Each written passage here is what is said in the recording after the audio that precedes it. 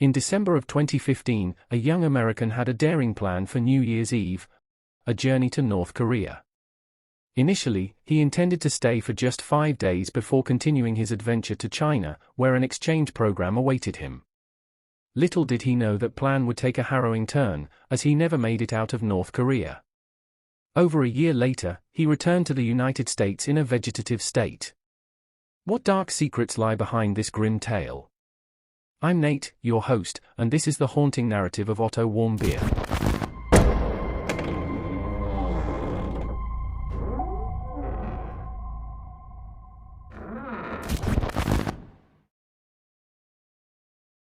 Otto was born on December 2, 1994, in Cincinnati, USA. He embodied the quintessential American high school experience: prom king, star athlete, and a diligent scholar who soared to academic heights, graduating as the second highest in his class. Beyond the achievements, Otto was cherished by his friends.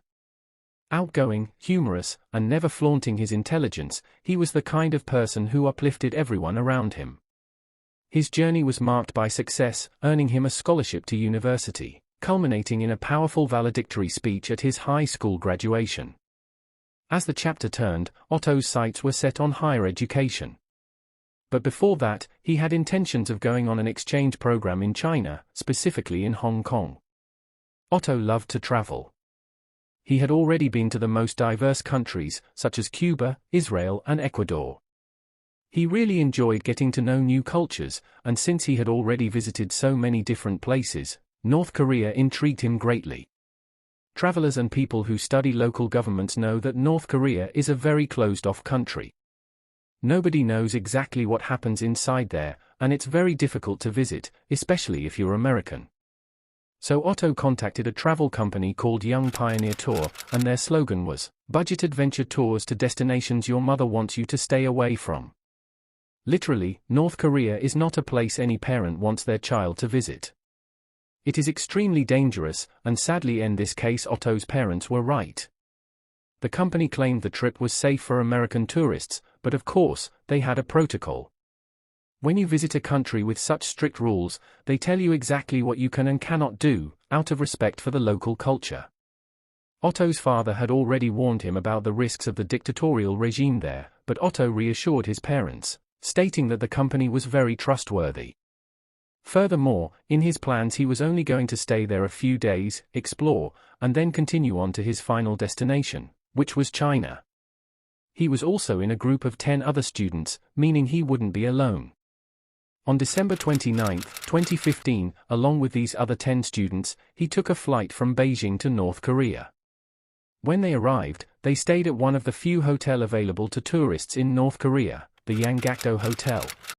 The first few days were reported as a lot of fun for Otto.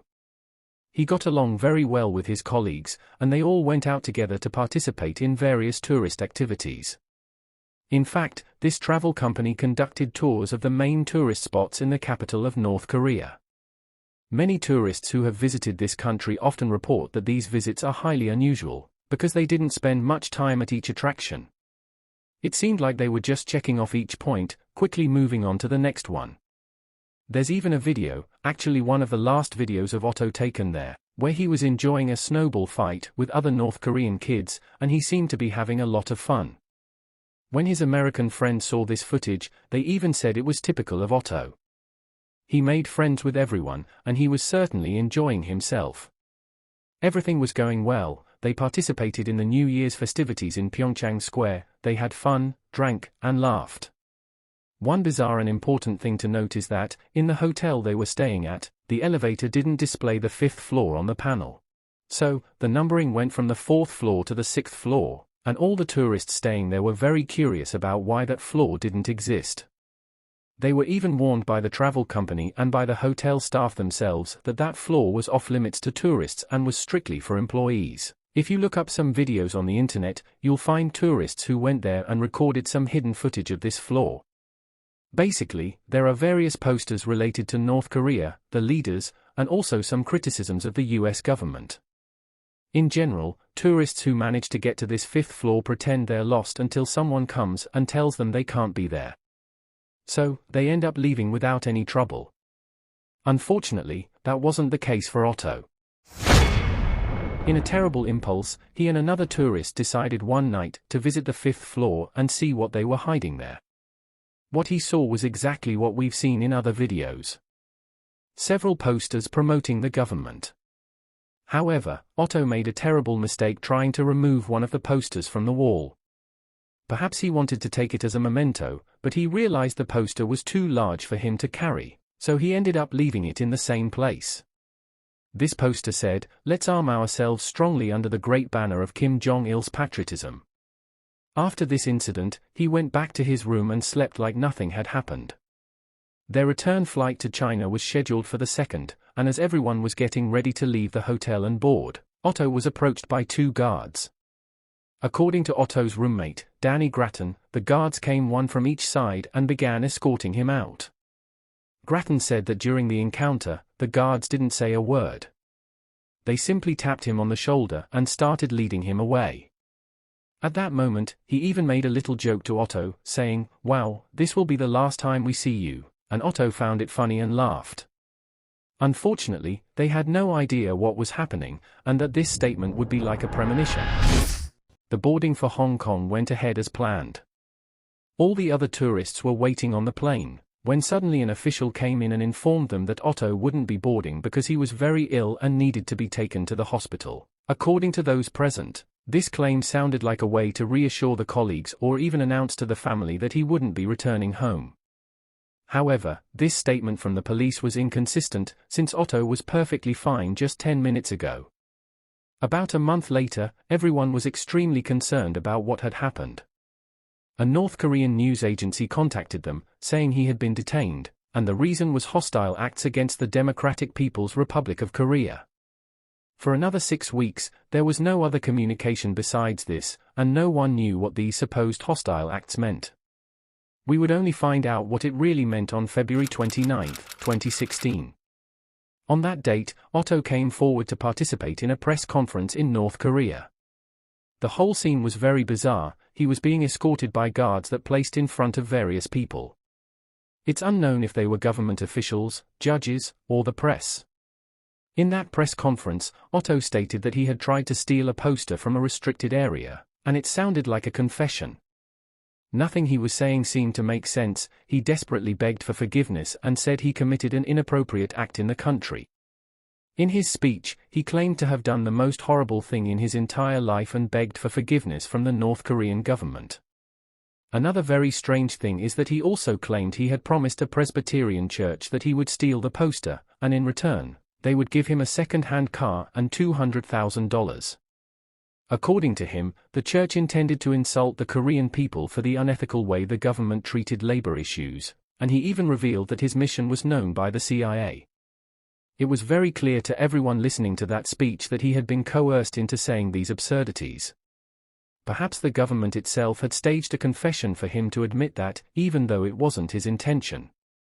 According to some interviews with other people who had been imprisoned in North Korea, the government's goal is for you to admit the story, even if that's not what really happened. They don't want to hear your side, they want you to say what they intend to convey to the public. So, it's likely that the government itself concocted that story to try to show that Otto's actions were much more serious than what actually occurred. Otto's testimony is extremely disturbing, and friends who watched it say that the only truth was in his tears. During this period, there were several negotiations between the United States and North Korea to bring Otto back home. However, all this communication is extremely bureaucratic. Even though the US government had contact with human rights organizations, they still needed to be invited into the country to then be able to talk to a leader and thus have a more effective negotiation. Also, there were various conflicts between the United States and North Korea, so there are speculations that perhaps North Korea wanted to use Otto, a standard American citizen, for some kind of exchange to gain an advantage in this conflict. After all, this case shocked the world, and everyone was watching. A man named Bill Richardson was sent by the United States to North Korea to mediate the negotiations, and so Otto's trial took place on March 16, 2016. The session lasted only an hour, and he was sentenced to 15 years of forced labor. Several pieces of evidence were presented that day, including Otto's confession and a security camera video showing the attempted theft of the poster. It's worth noting that this video is extremely blurry and dark, you can't even clearly see if it was really Otto there.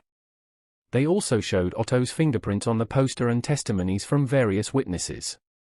In the confession, he admitted that the theft wasn't completed because the poster was too large. Several controversial statements during this time didn't help Otto's case. US officials began making statements that Otto was being used as a pawn for negotiations between North Korea and the United States, and, of course, they didn't like these accusations.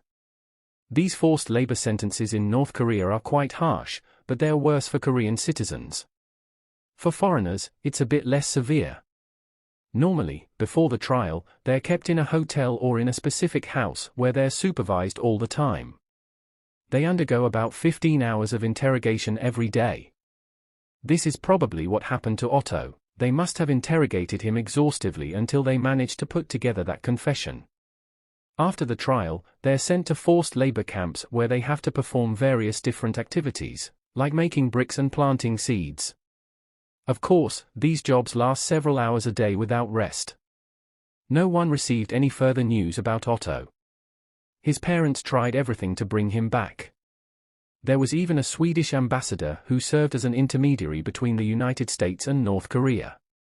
His parents went on various news outlets to give interviews, sharing what had happened and how the negotiations with the government were going. Sometimes they criticized, sometimes they asked for help. It was only on June 13, 2017, more than a year after the conviction, that Otto was allowed to return home. It seemed like that nightmare had finally ended, and Otto would finally reunite with his friends and family. What no one expected was that his health was nowhere near the condition it was when he left the United States. He was extremely ill and in a coma, with a feeding tube in his nose. Moreover, he was blind and deaf. He was practically in a vegetative state. US officials said his health had deteriorated after he went to prison. The truth is, he hadn't even made it to a forced labor camp. According to North Korean authorities, on the first or second day he was in prison, he had fallen into a coma. The initial statement was that he had contracted botulism right after the verdict and it was foodborne. He allegedly took a sleeping pill and then fell into a coma because of it. He would have been treated in a North Korean hospital throughout those months. But if this really happened, why didn't they inform anyone while he was still in North Korea? An American doctor was sent there to accompany his transport back to the United States, and conduct some preliminary analyses to understand what had happened and caused that coma. He was unconscious, only breathing with help of machines, just opening and closing his eyes, with no other response. It was later assessed that the botulism story wasn't true, as the tests they performed on him found no traces of the disease. When he was transported back to the United States, there were several media outlets wanting to film his reunion with his parents, so they even had to change airports to try to control it a bit. As soon as the plane landed, Otto's parents were allowed to enter 15 minutes before he came out, to have the initial contact with their son. As soon as they entered and spoke with him, Otto became very agitated. It seemed like he had recognized his parents' voices, and according to the doctor, it was a very difficult scene to witness.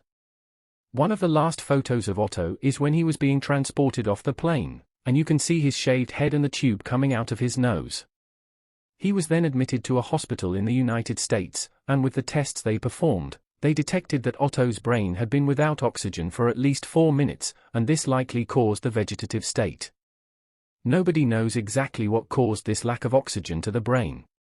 The North Korean officials themselves claimed that they gave him some sleeping pills as soon as he arrived in prison, because he was extremely agitated. Unfortunately, he showed no signs of improvement and was also suffering a lot. So his parents decided to disconnect the machines, and Otto passed away on June 19, 2017. His parents recounted that they witnessed their son suffering greatly. He had constant spasms and emitted howls similar to an animal's. They also said that his feet were deformed and had a very large scar that wasn't there before. Otto's teeth were also crooked, as if they had been pulled out with some kind of pliers and put back in. American doctors claimed not to have found any signs of violence on the body or any indication that he had been tortured, And that the allegations about the teeth probably weren't true because you can't remove a tooth and not have any damage to the roots. They confirmed that there were indeed scars on the body, but nothing that indicated the cause of death, aside from the very severe brain damage. When a local morgue received Otto's body, they were going to perform some tests to try to determine the cause of death, but apparently, at the family's request, they didn't conduct tests inside the body, only an external analysis. We don't have information about why the family didn't want to perform these tests. After Otto had passed away, then President of the United States Donald Trump tweeted that North Korea had tortured the young man in unimaginable ways. Other news outlets like the New York Post also made some statements. In December 2018, a judge in Washington ruled that North Korean authorities were responsible for the torture, hostage-taking and murder of Otto, and therefore declared that the family should receive compensation of $500 million. In response, the North Korean government filed a lawsuit against the United States government, demanding $2 million for the medical care provided to Otto while he was there. In 2022, Otto's family received $240,000 as compensation. After some time, Donald Trump reached out to Kim Jong-un, and the North Korean Supreme Leader made some statements about Otto's case, saying that he actually didn't know anything about what was going on. Some people say that North Korea is a very large country with various authorities who don't communicate with each other.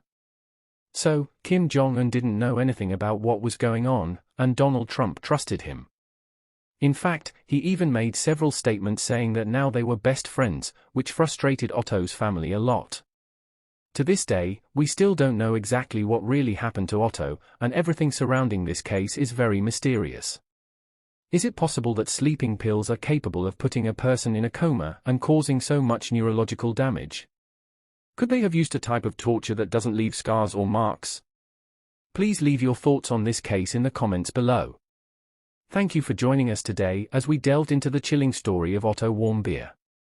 His journey into North Korea took an unexpected turn, leaving us with unanswered questions and a tragic loss. Remember, true crime cases like this serve as a stark reminder of the complexities and dangers that exist in our world. If you found this story intriguing, don't forget to hit that like button and subscribe to our channel. Your support allows us to bring you more in-depth investigations into cases that continue to mystify and captivate.